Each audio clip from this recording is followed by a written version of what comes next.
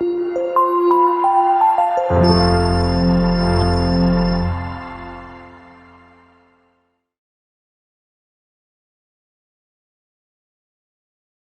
your water tank and go ahead and slide that on.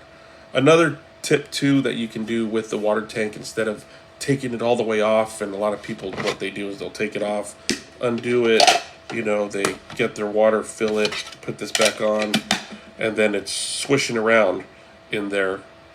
Is don't even remove it all the way, just kind of remove it to there maybe, and then lift it up, and then take the lid off, fill your water, put your lid back on, just like that, and then slide it on.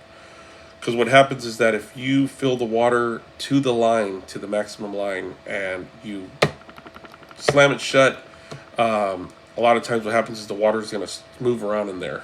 And when that happens, it's going to leak into this area here, into the seal, which also blows out your air.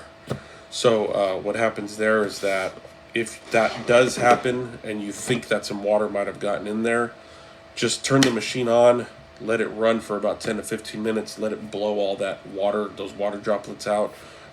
That way your face isn't getting wet, or your nose, your nostrils, or anything isn't getting wet when you initially put it on.